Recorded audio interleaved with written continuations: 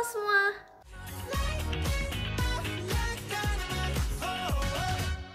Kenalkan, aku Aska. Aku mahasiswa Prodi Teknologi Hasil Pertanian, Fakultas Pertanian di Universitas Mula Warman.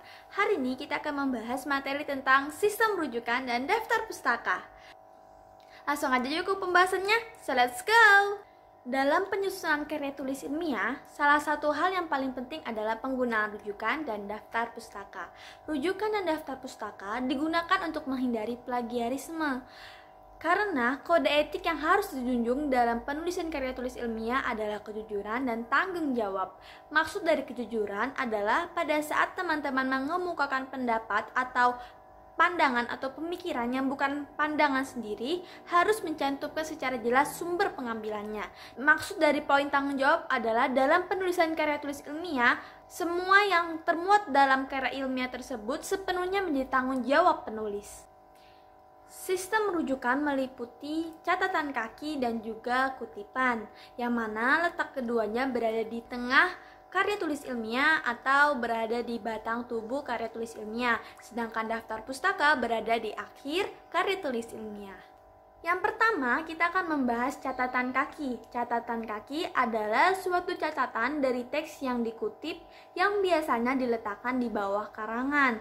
Catatan kaki biasanya ditemukan di karangan ilmiah, semi-ilmiah, dan non-ilmiah, seperti novel, esai, atau cerpen. Sama seperti catatan kaki, ada juga catatan belakang, yang mana letaknya juga berada di bawah halaman, tetapi catatan belakang berada di akhir bab.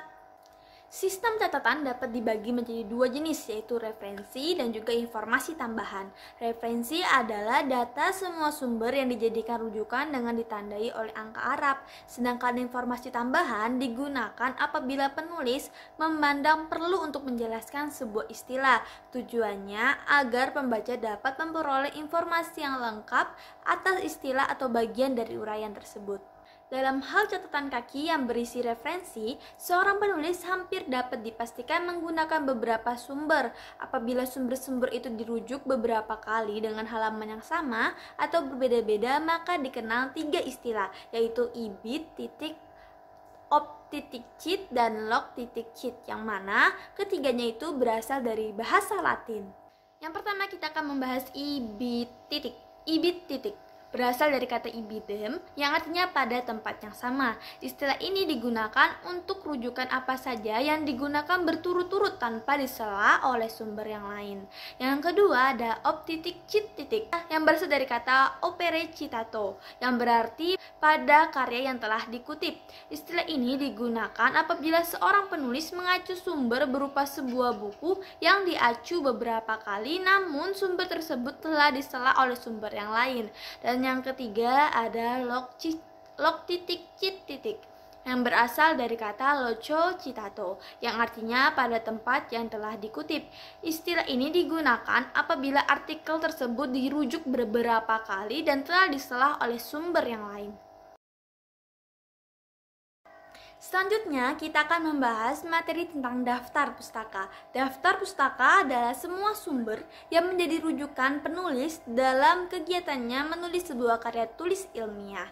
Dan kemudian fungsi daftar pustaka yang paling bisa kita pahami adalah untuk memberikan petunjuk kepada pembaca yang ingin mengetahui lebih dalam mengenai tulisan yang dibacanya, serta hubungannya dengan tulisan lain yang berkaitan. Adapun variasi penulisan daftar pustaka ada dua, yaitu format MLA dan format APA. Format MLA adalah The Modern Language Association dan format APA kepanjangan dari American Psychological Association. Dan ini adalah format umum penulisan karya tulis ilmiah Indonesia. Adapun perbedaan penulisan daftar pustaka dan catatan kaki, yaitu pada catatan kaki nama penulis tidak dibalik, tetapi pada daftar pustaka dibalik, yaitu mendahulukan nama belakang yang dianggap sebagai nama keluarga, kemudian dipisahkan oleh koma dan nama diri atau nama depan. Sekian materi kita hari ini. Mohon maaf atas semua kekurangannya. Terima kasih atas perhatiannya. Sampai jumpa di video selanjutnya.